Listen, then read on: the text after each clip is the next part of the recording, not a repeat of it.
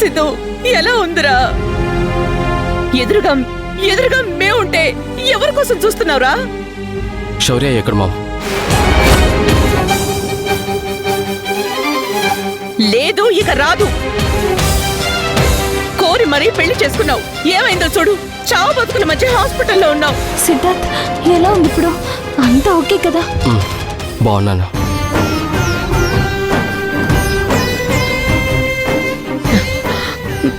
సిద్ధు పదరా, మన ఇంటికి వెళ్ళిపోదాం.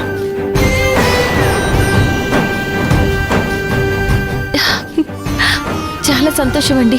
ఇప్పటికైనా మీ మనసు మార్చుకుని చాలా మంచి పని చేస్తున్నారు.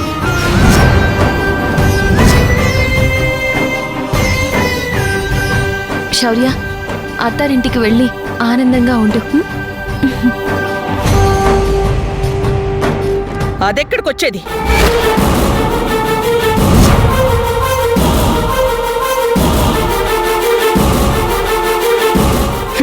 నేను తీసుకెళ్తాను అంటోంది నా కొడుకుని, దీని కాదు.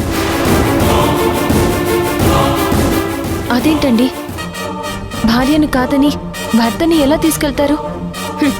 ఇది భార్య అని మీరనుకుంటున్నారు. కోడలని నేను ఒప్పుకోవాలి కదా.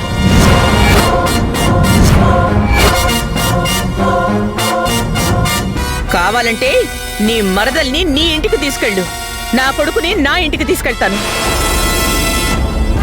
ఏం మాట్లాడుతున్నావు మమ్మీ? శౌర్య రాకుండా నేనెలా వస్తా అనుకుంటున్నావు? రే, వాళ్ళ ఇంటికి వెళ్తే ఆ మొండి గోడల మధ్య ఉంటావురా. అదే మన ఇంటికి వస్తే డైలీ డాక్టర్ వచ్చి చెకప్ చేస్తాడురా.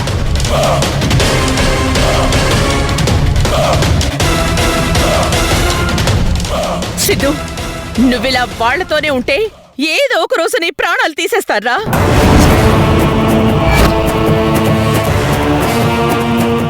మాకున్నది నువ్వు ఒక్కడివే.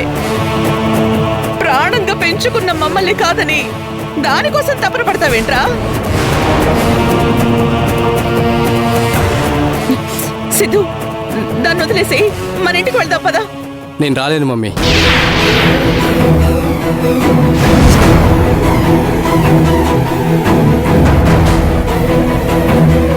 జీవితాంతం శౌర్యకి తోడుంటానని తనకి మాటిచ్చాను. వస్తే నా భార్యతో వస్తాను, లేదంటే ఆ ఇంటికి ఎప్పటికీ రాను.